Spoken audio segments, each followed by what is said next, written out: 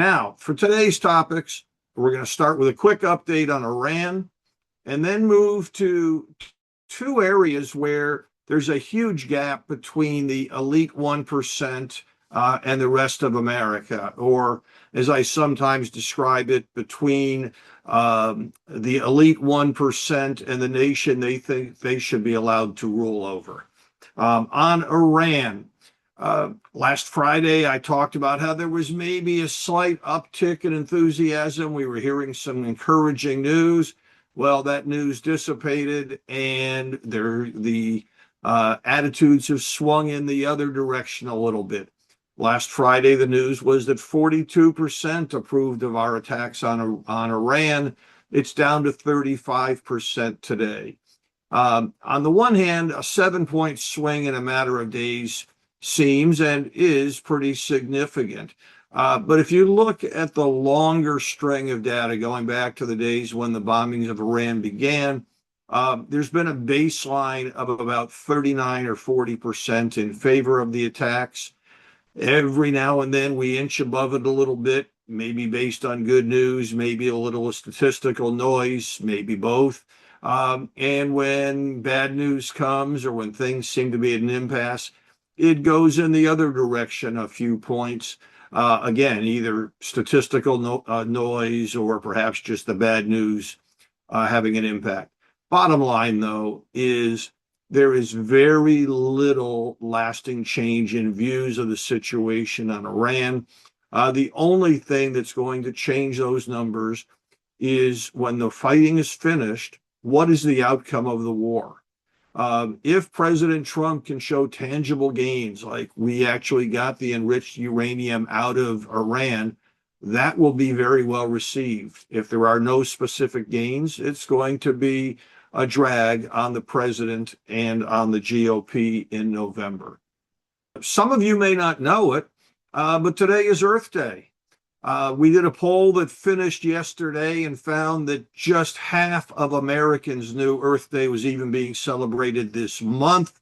Only 11% consider it one of our nation's most important holidays. But one of the things that pops up every time we begin to look into areas around this Earth Day celebration and climate change is that the issue, and particularly the issue of climate change, is best envisioned as a crusade by the elite 1%, these people who think they know what's best for the rest of us and are sure that we're just missing the point. How far out of touch are they with the rest of America? 77% of the elite 1% believe that we should strictly regulate or ration gas, meat, and electricity. Now, just let that sink in for a moment. The elite 1%, and by the way, this is not the richest 1%. This is the elite 1% who have a postgraduate degree, live in the most densely populated urban areas, and make at least 150 grand a year. This elite 1% wants to strictly ration basic things like meat and energy. They also, by the way, most of them want to ban things like unnecessary air travel and private air conditioning. When you get to the rest of the country, it's true, and you'll see lots of polls showing this, that people, it's kind of an important issue. We got to do something about it. In our polling, 78% say that climate change, dealing with it is important, or at least somewhat important. But then when you ask about how much are you willing to pay to do anything about it, well, then you get a much better picture. Turns out that 69% of voters, so more than 2 out of 3 voters, are not even willing to pay $10 a month in terms of higher taxes or regulations or products. They're not willing to pay $10 a month to fight climate change. That includes 38% who aren't willing to pay anything at all. So yes, it's kind of like they're saying, sure, it'd be nice if climate change wasn't happening. Just over half of voters think it's real and it's primarily caused by humans. But there's nowhere near the sense of crisis that you get from the elite 1%. In fact, when we asked voters about a trade-off, would you rather Is it more important to fight climate change and greenhouse gases, or to keep energy prices low, to keep energy sources reliable, things of that sort? Voters overwhelmingly say keeping prices down and reliability up is more important. The elites tend to say actually fighting climate change is more important. Finally, the topic of guns. There have been a number of stories, tragic story in Shreveport, other places where we're starting to see gun issues popping up again in the news.